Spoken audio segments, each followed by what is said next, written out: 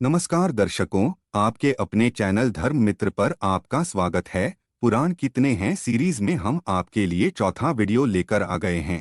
हिंदू संस्कृति के 4 वेद ही धर्म ग्रंथ हैं। वेदों से उपनिषद और उपनिषद से भागवत गीता हैं। वाल्मीकि कृत रामायण, वेदव्यास रचित महाभारत और पुराण इतिहास और परंपरा के ग्रंथ हैं।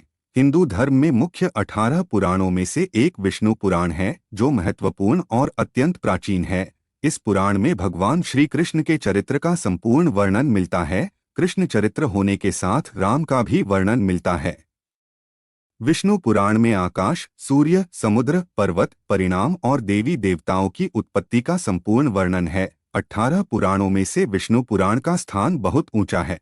इसके रचिता पराशर ऋषि हैं। विष्णु पुराण में भूगोल, ज्योतिष, कर्मकांड, राजवंश और श्री कृष्ण चरित्र आदि कई प्रसंगों का बड़ा ही अद्भुत और उज्ज्वल वर्णन किया गया है। भक्ति और ज्ञान की प्रशांत धारा तो इसमें सर्वत्र ही बह रही है। यह पुराण विष्णुपर्क है, तो भी भगवान शिव के लिए इस पुराण में कहीं भी अनुदार भाव प्रकट नहीं किया है। विष्णु पुराण बाकी के सभी पुराणों से छोटा है। विष्णु पुराण 6 भागों में विभाजित है।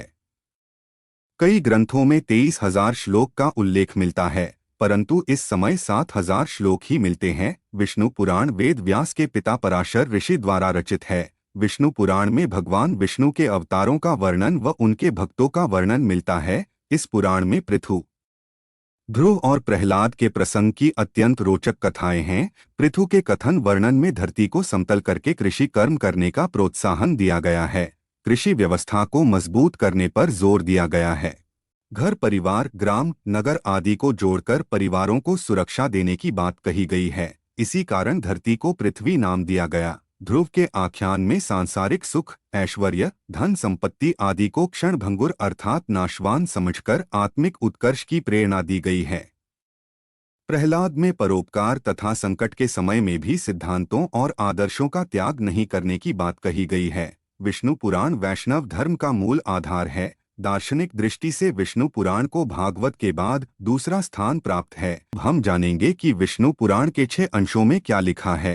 पहले अंश में सृष्टि की कथा, देव आदि की सृष्टि, चारों वर्णों की सृष्टि, भृगु की उत्पत्ति, इंद्र के प्रति दुर्वासा का शाप, प्रहलाद चरित, नरसिंह अवतार इत्यादि का वर्णन किया गया है। दूसरे अंश में जम्बू द्वीप का वर्णन, 6 द्वीपों का वर्णन, 7 पातालों का वर्णन, नरक का वर्णन, सूर्य आदि ग्रहों और 7 लोकों का वर्णन, वर्षा के होने के कारण भरत की कथा इत्यादि का वर्णन किया गया है।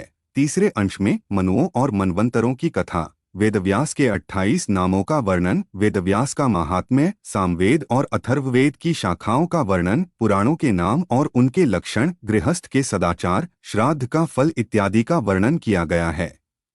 चौथे अंश में वंश के विस्तार की कथा, ब्रह्मा और दक्ष आदि की उत्पत्ति, पुरूरवा का जन्म, इक्ष्वाकु का जन्म, गंगा का पृथ्वी पर अवतरण, विश्वामित्र के यज्ञ की कथा, सीता जी का जन्म, नहुष और ययाति की कथा, श्री कृष्ण के जन्म और विवाह की कथा, नंद राज्य, कली की उत्पत्ति और राजाओं के चरित्र इत्यादि का वर्णन किया है। 5वें अंश में भगवान विष्णु के कृष्ण अवतार की कथा का विस्तार से वर्णन किया गया है। इसमें कृष्ण की लीलाओं और उनके कार्यों की विस्तार से चर्चा की गई है।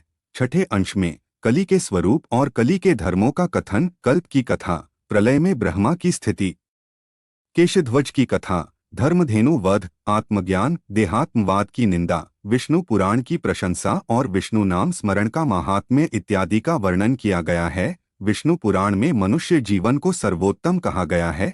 मनुष्य जन्म लेने के लिए देवता भी इच्छुक रहते हैं। मनुष्य मोह माया की जाल से मुक्त होकर उचित कर्म करता है। विष्णु पुराण में निष्काम कर्म और ज्ञान मार्ग का संदेश दिया गया है। मनुष्य जीवन में कर्म मार्ग और धर्म मार्ग दोनों का ही पालन किया जाता है। कर्तव्य निभाते हुए मनुष्य चाहे वन रहे या घर में भगवान को प्राप्त कर ही लेता है। आपको यह जानकारी कैसी लगी, आप हमें कमेंट करके बता सकते हैं। धन्यवाद।